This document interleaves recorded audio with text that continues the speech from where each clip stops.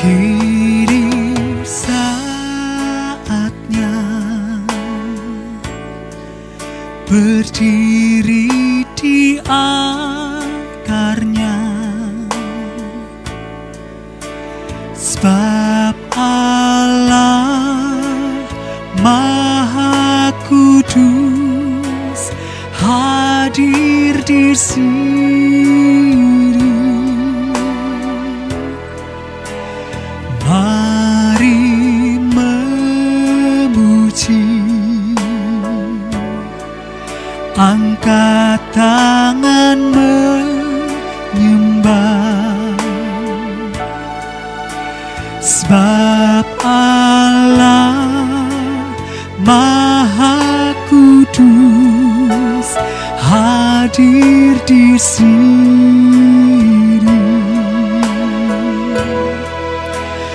Kita masuk tahta sucinya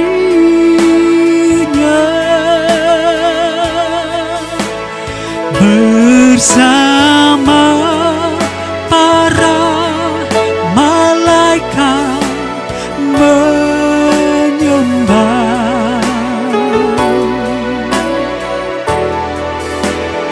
Mari puji Yesusku,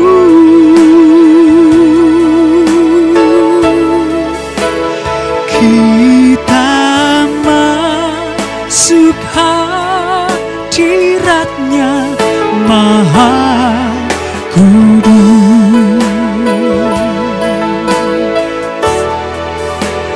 Kita masuk tahta sucinya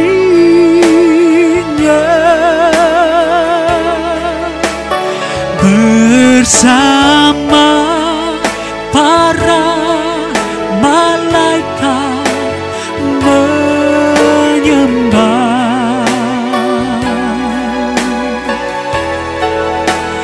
Mari puji Yesusku,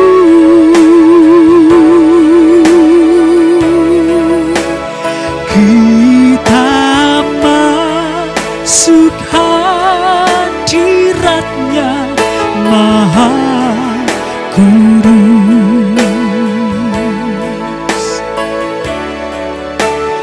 Kita masuk hadirat-Nya Maha Kudus.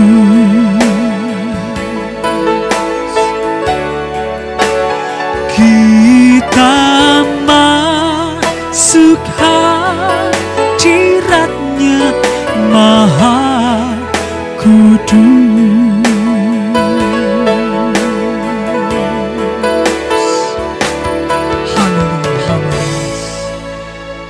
Puji nama Tuhan, saatnya kita akan mendengarkan kebenaran firman Tuhan yang akan disampaikan oleh hambanya Bapak Pendeta Jeffrey Ramani. Waktu dan tempat saya persilahkan. Shalom, selamat hari Minggu kepada jemaat Betani Sakakala yang saya kasihi di dalam Tuhan. Puji Tuhan, saya bisa menyapa Bapak Ibu Saudara walaupun secara online. Dan mari kita mempersiapkan hati kita untuk mendengarkan firman Tuhan. Mari kita berdoa bersama-sama. Puji dan syukur kepada Tuhan yang memberikan hari yang baru kepada kami, untuk kami bisa beribadah sekali lagi mendengarkan firman Tuhan. Tuhan pimpin kami supaya kami bisa menangkap pesan Tuhan hari ini, dan kami bisa melakukannya, sehingga firman Tuhan digenapi dalam hidup kami. Terima kasih Tuhan, di dalam nama Yesus kami berdoa, amin. Saudara yang dikasihi Tuhan, saya ingin menyampaikan firman Tuhan dengan tema kebaikan pada hari ini. Kita melihat di dalam Efesus pasal yang kelima ayat 8 sampai ayat yang ke-9, firman Tuhan berkata, memang dahulu kamu adalah kegelapan, tetapi sekarang kamu adalah terang di dalam Tuhan. Sebab itu hiduplah sebagai anak-anak terang. Karena terang hanya berbuahkan kebaikan dan keadilan dan kebenaran.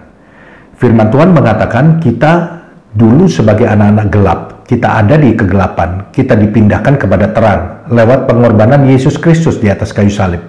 Dan kita memiliki predikat yang baru, yaitu sebagai anak-anak terang. Dan di dalam ayat ke-9 dikatakan bahwa terang itu menghasilkan buah. Sebagai anak-anak terang, kita harus berbuah di dalam kehidupan kita. Dan ada 3 buah yang disebutkan, yaitu kebaikan, keadilan, dan kebenaran. Nah, hari ini saya ingin kita melihat kepada 1 buah, yaitu kebaikan. Tuhan memerintahkan kepada kita sebagai anak-anak terang untuk melakukan perbuatan baik dalam kehidupan kita. Nah, penting sekali kita memahami bahwa kita berbuat baik bukan supaya kita mendapatkan keselamatan. Karena Alkitab jelas mengatakan bahwa kamu diselamatkan bukan karena perbuatanmu, tetapi karena iman kepada Yesus Kristus Tuhan. Kalau gitu, mengapa kita berbuat baik?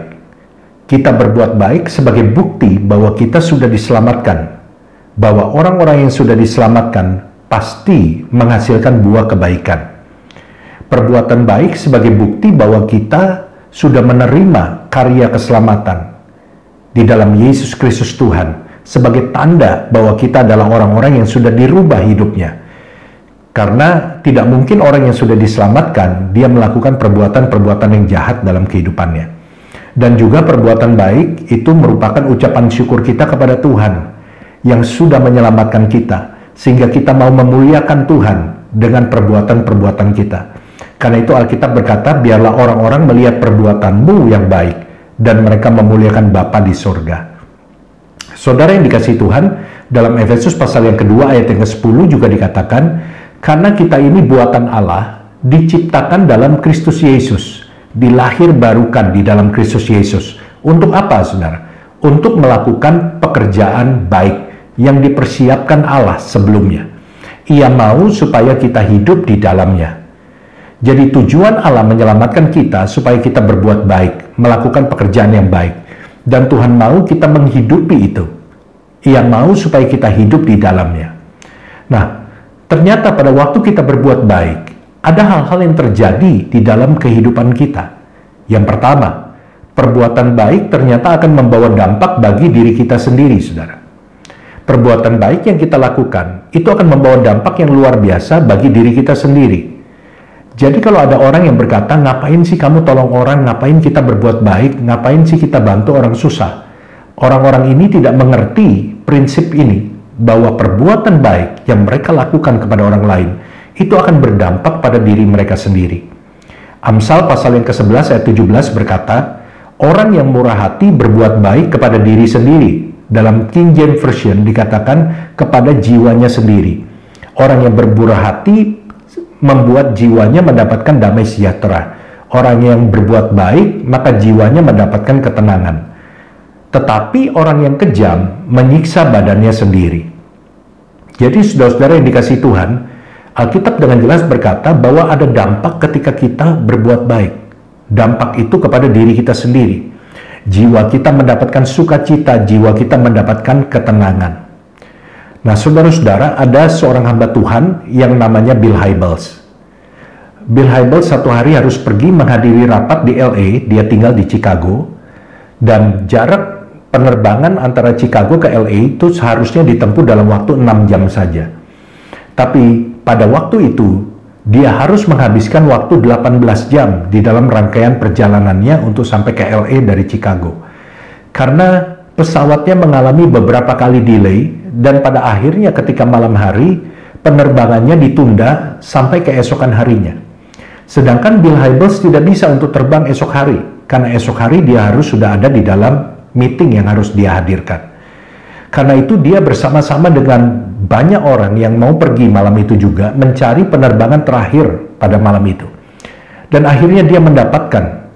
Dia harus mengantri dalam antrian yang begitu panjang, dan setelah dia mendapatkan tiket, dia segera masuk ke pesawat, dia duduk di tempat duduknya, dan dia berkata pada waktu dia duduk, dia pengen berteriak, meluapkan emosinya, saudara.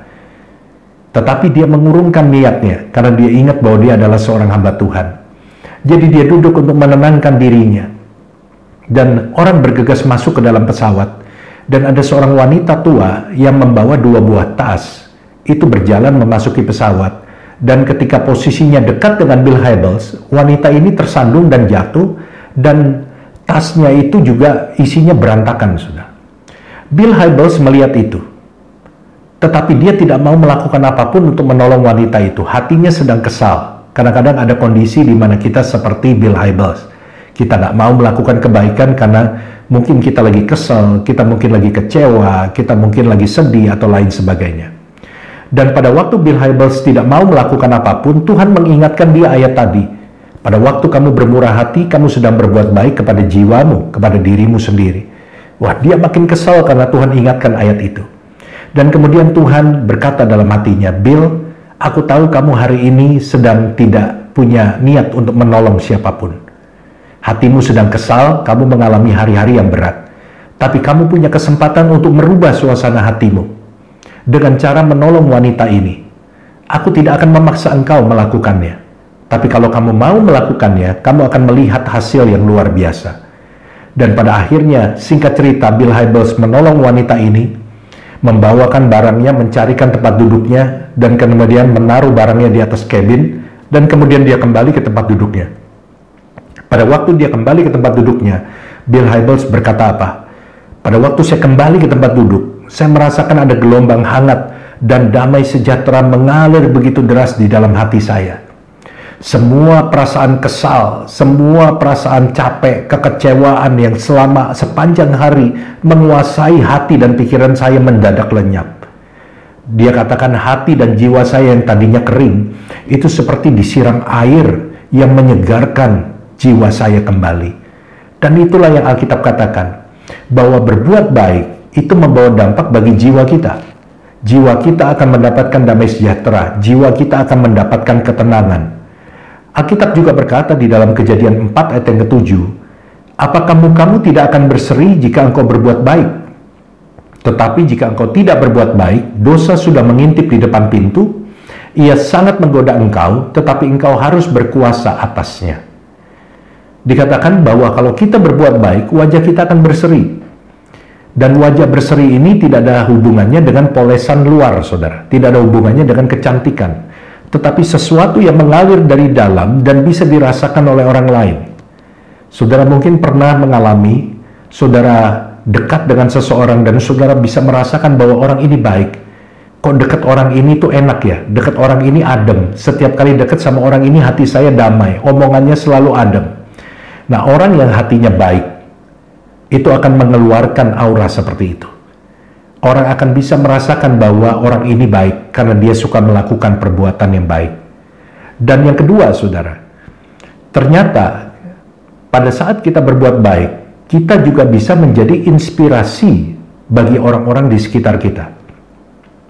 Perbuatan baik selain membawa dampak bagi orang yang menerima perbuatan baik itu, tapi juga ternyata membawa dampak bagi orang-orang di sekitar kita yang melihat apa yang kita lakukan, yang mendengar apa yang kita lakukan, dan mungkin kita tidak tahu orangnya, tapi mereka terinspirasi oleh apa yang kita kerjakan.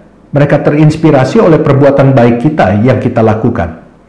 Saudara-saudara, manusia itu saling menginspirasi satu dengan yang lain, baik dalam hal yang baik maupun dalam hal yang buruk. Manusia itu terinspirasi oleh sesuatu yang dia lihat, sesuatu yang dia dengar. Dan bayangkan kalau saudara menghasilkan perbuatan baik dalam hidup saudara, maka tanpa saudara sadari akan ada banyak orang yang terinspirasi lewat apa yang saudara buat, lewat kehidupan saudara. Seorang ayah yang suka melakukan kebaikan, yang suka menolong, itu akan menginspirasi istrinya, akan menginspirasi anak-anaknya, akan juga menginspirasi seisi rumahnya, pembantu di rumahnya. Dan anak-anak akan bertumbuh menjadi pribadi yang suka menolong ketika dia melihat orang tuanya memberikan inspirasi. Orang tuanya punya kehidupan, gaya hidup yang suka menolong orang lain. Saudara-saudara, ternyata perbuatan baik itu juga bisa merubah persepsi seseorang tentang kita. Kita tahu dan kita menyadari bahwa tidak semua orang menyukai kita. Ada orang-orang yang kadang-kadang kita bingung, tidak kenal kita, tidak secara dekat mengenal pribadi kita, tetapi bisa menilai kita. Ada orang-orang yang tidak suka dengan gaya jalan kita. Ada orang-orang yang tidak suka dengan gaya bicara kita. Ada orang-orang yang mungkin tidak suka sama kita hanya karena mereka melihat bahasa tubuh kita, gerak-gerik kita. Padahal mereka tidak tahu pribadi kita yang sebenarnya seperti apa. Mereka tidak tahu kehidupan kita seperti apa. Nah, apa yang kita harus lakukan ketika ada orang-orang yang di sekitar kita yang seperti ini? Bagaimana kita bisa merubah persepsi mereka? Apakah kita harus menjelaskan? Kalau kita tahu orangnya, kita bisa datangi dan menjelaskan kepada mereka bahwa apa yang mereka pikirkan tentang kita itu tidak benar. Tapi itu juga belum tentu bisa merubah persepsi mereka. Karena kita tahu bahwa opini tidak mudah dirubah. Nah, Alkitab memberitahu kepada kita ada satu hal yang cukup baik yang bisa kita lakukan untuk merubah persepsi orang-orang tentang kita. Di dalam 1 Petrus pasal yang kedua ayat 15, Alkitab berkata, "Sebab inilah kehendak Allah, yaitu supaya dengan berbuat baik, kamu membungkam kepicikan orang-orang yang bodoh." Orang-orang yang picik yang disebut oleh Alkitab adalah orang-orang yang saya sebutkan tadi. Orang-orang yang tidak mengenal kita secara dekat, tapi mereka menilai kita dari luar. Mereka menilai kita dari jauh. Dan seringkali kita tidak tahu siapa orang-orangnya. Tapi Alkitab bilang, lakukan saja perbuatan baik. Biarlah gaya hidup berbuat baik itu merubah persepsi mereka tentang siapa diri Anda. Lama-lama mereka akan berubah karena mereka tidak menemukan bahwa Anda sama seperti yang mereka pikirkan. Lama-lama persepsi mereka tentang kita akan berubah karena ternyata mereka melihat kita tidak seperti yang mereka dengar dari orang lain. Dengan berbuat baik, kita bisa merubah persepsi orang di dalam kehidupan kita. Kita bisa merubah persepsi orang lain terhadap diri kita. Karena itu saya mendorong saudara untuk saudara punya gaya hidup berbuat baik. Jangan dibuat-buat, tetapi jadikanlah ini gaya hidup saudara. Bahwa saudara suka berbuat baik kepada orang lain, maka tanpa saudara sadari, saudara bisa menjadi inspirasi yang baik bagi orang lain. Dan satu hari, kalau Tuhan izinkan, ada orang-orang yang akan mendatangi Anda dan berterima kasih karena Anda telah menginspirasi kehidupan mereka. Saudara-saudara, sudah 1 bulan saya menjalani satu beban yang Tuhan berikan, yaitu untuk memberi makan, mengirimkan catering kepada orang-orang yang sedang isoman di rumah. 1 orang saya kirimkan catering selama 6 hari, saudara. Dan saya awalnya lakukan ini sendiri dengan dana yang terbatas. Dan setelah kuotanya habis, saya tutup, saya umumkan di sosial media, dan ternyata ada salah seorang teman saya menghubungi saya dan meminta saya untuk membuka kembali. Dan dia memberikan sejumlah dana. Dan itu bisa untuk beberapa kuota. Dan akhirnya saya buka kembali, saya umumkan lewat sosial media. Dan tanpa saya sangka, ada orang-orang yang mulai menghubungi saya.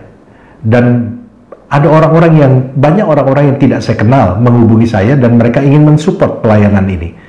Dan akhirnya dana mulai terkumpul sehingga saya bisa mengirimkan catering kepada lebih banyak orang dan kemudian mencakup ke seluruh wilayah Jakarta dan kemudian juga bisa sampai ke Tangerang. Dan kemudian ada seorang yang terinspirasi di Medan dan dia ingin melakukan hal yang sama. Dia ingin menjadi penyandang dana. Dan akhirnya saya ajarkan kepada dia bagaimana caranya dan kemudian kami mulai bekerja sama dan dia mulai untuk memberi makan orang-orang yang isoman di Medan. Dan ada seorang yang terinspirasi di Bogor dan dia kebetulan seorang yang punya catering. Dan dia katakan saya akan buatkan catering kalau ada orang-orang yang isoman di Bogor selama 6 hari. Dan akhirnya mulailah orang-orang yang di Bogor, orang-orang isoman di Bogor mendapatkan catering dari dia. Saudara-saudara yang dikasihi Tuhan, pada akhirnya gerakan ini bisa mencapai ke Pulau Bali. Dan ada banyak sekali di Pulau Bali yang orang-orang yang memerlukan makanan selama mereka isoman, karena mereka tidak bisa keluar kemana-mana. Dan saya bersyukur, satu hal yang saya syukuri adalah ternyata perbuatan kecil, sederhana yang saya lakukan dengan keterbatasan saya, pada akhirnya bisa menginspirasi orang lain dan akhirnya bisa bertambah luas. Walaupun tidak mencakup seluruh Indonesia, tapi saya bersyukur ada orang-orang yang Tuhan izinkan untuk saya bantu dengan cara memberikan catering kepada mereka selama mereka isoman. Bahkan ada banyak yang diperpanjang, karena ternyata setelah 6 hari, waktu isoman mereka belum berakhir, sehingga akhirnya saya harus perpanjang sampai mereka selesai. Dan inilah yang terjadi ketika saudara berbuat baik. Saya yakin ada orang-orang yang terinspirasi dengan perbuatan saudara. Paling tidak orang-orang yang ada di rumah saudara atau orang-orang yang ada di lingkungan tempat saudara bekerja, pasti mereka akan terinspirasi. Ketika kita menjadi berbeda, maka kehidupan kita akan menarik perhatian orang lain. Tapi kehidupan yang sama itu tidak akan pernah menarik perhatian siapapun. Tapi ketika ada sesuatu yang berbeda, maka yang berbeda itulah yang akan menarik perhatian. Jadilah berbeda, sementara orang lain mungkin memikirkan dirinya sendiri. Jadilah orang yang belajar memikirkan orang lain. Dan lihatlah bagaimana perbedaan yang saudara buat itu bisa menginspirasi orang lain untuk melakukan hal yang sama. Dan yang ketiga, yang terakhir, setiap perbuatan baik pasti akan mendatangkan balasan dari Tuhan. Tidak ada perbuatan baik yang sia-sia. Karena itu jangan berhenti berbuat baik. Karena Alkitab berkata dalam Efesus 6 ayat 8, kamu tahu bahwa setiap orang, baik hamba maupun orang merdeka, kalau ia telah berbuat sesuatu yang baik, ia akan menerima balasannya dari Tuhan. Setiap orang, hamba maupun orang merdeka, orang yang dari golongan paling bawah, atau orang yang dari golongan atas, kalau dia sudah berbuat sesuatu yang baik, Alkitab berkata dia akan mendapatkan balasan dari Tuhan. Saya tutup dengan satu cerita, saudara. Ada seorang bernama Brian, dia pulang dari tempat kerjanya mengendarai sebuah mobil, dan pada waktu itu cuaca sangat dingin sehingga tidak ada orang lalu lalang di jalan, dan cuaca sangat berkabut. Dan ketika dia sedang dalam perjalanan, dia melihat sebuah mobil terparkir di pinggir jalan dan ada seorang wanita tua berdiri di depan mobil itu. Brian menangkap ada situasi yang tidak biasa yang dialami wanita tua ini. Kemudian dia menepi dan menghampiri wanita itu, dan ternyata mobil wanita itu mogok dan dia sudah beberapa saat lamanya berdiri di luar meminta bantuan kepada mobil yang lewat, namun tidak ada seorang pun yang mau menolong dia.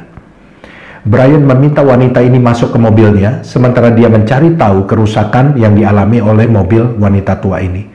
Singkat cerita, mobil wanita tua ini menyala kembali, dan wanita tua itu keluar dari mobilnya, bermaksud memberikan ucapan terima kasih kepada Brian lewat sejumlah uang. Namun Brian menolak dengan sopan, dan berkata kepada wanita ini, "Ibu, kalau ibu ingin membalas jasa saya, maka lakukanlah ini. Kalau satu hari ibu melihat seseorang membutuhkan pertolongan, maka ingatlah akan saya. Ingatlah apa yang saya lakukan hari ini, dan tolonglah orang itu. Dengan ibu menolong orang itu, ibu sudah membalas jasa saya hari ini." Dan kemudian mereka berpisah, saudara. Dan tidak jauh dari situ ada sebuah kafe kecil, dan ibu tua itu mampir ke kafe kecil itu untuk sekedar beristirahat, menikmati secangkir teh hangat.